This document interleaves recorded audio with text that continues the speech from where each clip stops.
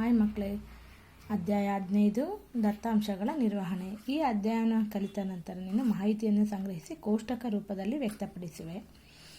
ದತ್ತಾಂಶಗಳ ಕಂಬನಕ್ಷೆಯಲ್ಲಿ ಸೂಚಿಸಿವೆ. ಕಂಬನಕ್ಷೆಯಲ್ಲಿನ ಮಾಹಿತಿಯನ್ನು ವಿವರಿಸಿವೆ. ನೀನು ಇಂದಿನ ತರಗತಿಯಲ್ಲಿ ದತ್ತಾಂಶಗಳನ್ನು ಸಂಗ್ರಹಿಸುವುದು, ಕೋಷ್ಟಕ ರೂಪದಲ್ಲಿ ಬರೆಯುವುದು, ದತ್ತಾಂಶವನ್ನು ಚಿತ್ರ ನಕ್ಷೆಯಲ್ಲಿ ಚಿತ್ರಗಳ ಮೂಲಕ ವೃತ್ತಪಡಿಸುವುದನ್ನು ವ್ಯಕ್ತಪಡಿಸುವುದನ್ನು ಕಲಿತಿರುವೆ. ಮುಂದಿನ ಚಟುವಟಿಕೆಗಳನ್ನು ಗಮನಿಸಿ. ವಿವಿಧ ಬಗೆಯ ಬಣ್ಣದ ಹೂಗಳಿರುವ ಚಿತ್ರಪಟವನ್ನು ಇಲ್ಲಿ ನೀಡಿದೆ. ಗುಲಾಬಿ, ಸೂರ್ಯಕಾಂತಿ, ದಾಸವಾಳ, ತಾವರೆ. ಈ ಚಿತ್ರಪಟವನ್ನು ವೀಕ್ಷಿಸಿ ಮುಂದಿನ ಕೋಷ್ಟಕವನ್ನು ಪೂರ್ಣಗೊಳಿಸು. ಕ್ರಮ ಸಂಖ್ಯೆ, ಹೂಗಳು ಸಂಖ್ಯೆ. ಗುಲಾಬಿ ಹೂಗಳು ಮಕ್ಕಳೇ ಎಷ್ಟಿದೆ? 10 ಇದೆ. 10 ಗುಲಾಬಿ ಹೂಗಳಿದೆ. ತಾವರೆ ಹೂಗಳು 5 ಇದೆ. ಸೂರ್ಯಕಾಂತಿ ಹೂಗಳು 8 ಇದೆ. ದಾಸವಾಳ 5 ಇದೆ. ಒಟ್ಟು 28 ಇದೆ ಮಕ್ಕಳೇ. ಕೋಷ್ಟಕವನ್ನು ವೀಕ್ಷಿಸಿ ಮುಂದಿನ ಪ್ರಶ್ನೆಗಳಿಗೆ ಉತ್ತರಿಸು. ಯಾವ ಹೂಗಳು ಹೆಚ್ಚಿನ ಸಂಖ್ಯೆಯಲ್ಲಿವೆ? ಗುಲಾಬಿ ಹೂಗಳು ಹೆಚ್ಚಿನ ಸಂಖ್ಯೆಯಲ್ಲಿವೆ. ಯಾವ ಹೂಗಳು ಕಡಿಮೆ ಸಂಖ್ಯೆಯಲ್ಲಿವೆ? ದಾಸವಾಳ ಹೂಗಳು ಕಡಿಮೆ ಸಂಖ್ಯೆ. ಒಂದೇ ಸಂಖ್ಯೆಯಲ್ಲಿರುವ ಹೂಗಳು ಯಾವುವು?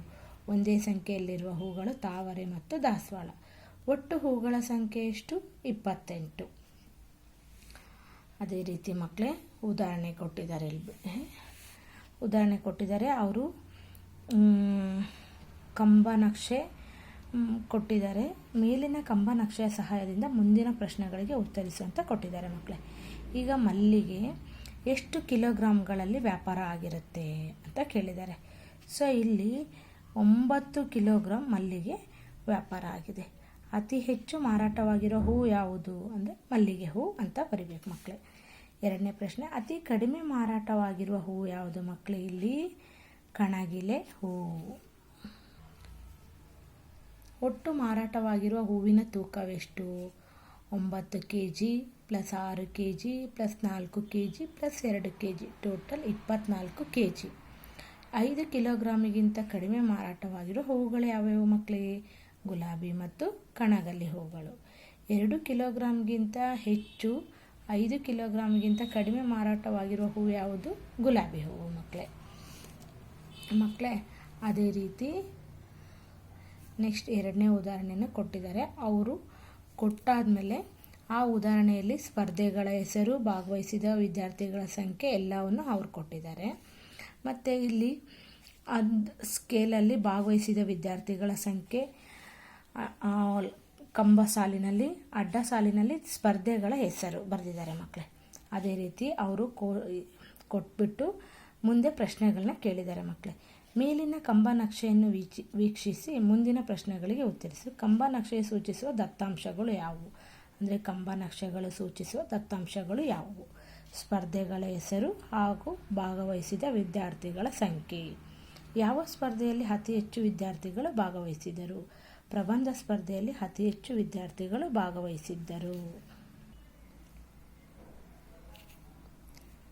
ಯಾವ ಸ್ಪರ್ಧೆಯಲ್ಲಿ ಅತಿ ಕಡಿಮೆ ವಿದ್ಯಾರ್ಥಿಗಳು ಭಾಗವಹಿಸಿದರು? ಭಾವಗೀತೆ ಸ್ಪರ್ಧೆಗೆ ಕಡಿಮೆ ವಿದ್ಯಾರ್ಥಿಗಳು ಭಾಗವಹಿಸಿದರು.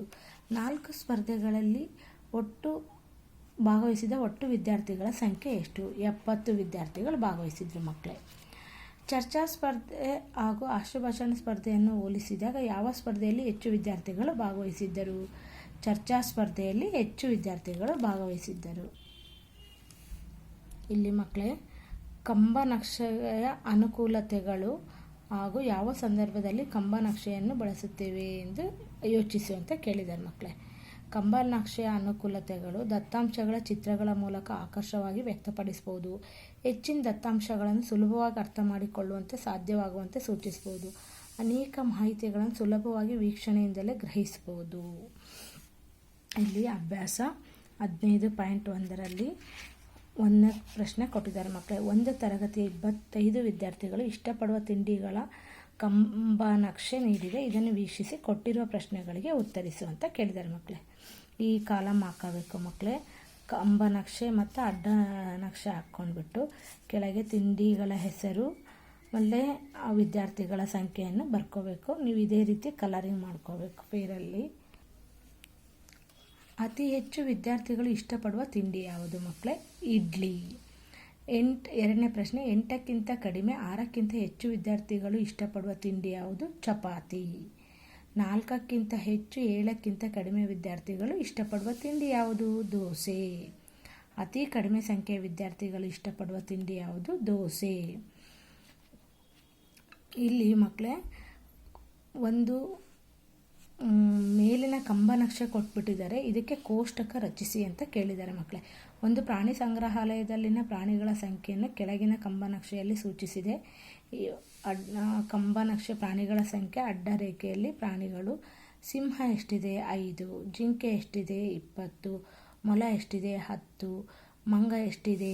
15. ಈ ರೀತಿ ಅವ್ರು ಕೊಟ್ಟಿದ್ದಾರೆ ಮಕ್ಕಳೇ. ಈಗ ಮೇಲಿನ ಕಂಬ ನಕ್ಷೆಯನ್ನು ವೀಕ್ಷಿಸಿ ಕೋಷ್ಟಕ ಬರೆದು ವಿವರ ಬರೆಯಿರಿ ಅಂತ ಕೇಳಿದ್ದಾರೆ ಮಕ್ಕಳೇ. ಮೇಲಿನ ಕಂಬ ನಕ್ಷೆಯನ್ನು ವೀಕ್ಷಿಸಿ ಕೋಷ್ಟಕ ಬರೆದು ವಿವರಗಳನ್ನು ಬರೆಯಿರಿ. ಪ್ರಾಣಿಗಳ ಹೆಸರು, ಪ್ರಾಣಿಗಳ ಸಂಖ್ಯೆ. ಸಿಂಹ ಎಷ್ಟಿದೆ? 5. ಜಿಂಕೆ ಎಷ್ಟಿದೆ? 20. ಮೊಲ ಎಷ್ಟಿದೆ? 10. ಮಂಗ ಎಷ್ಟಿದೆ? 15.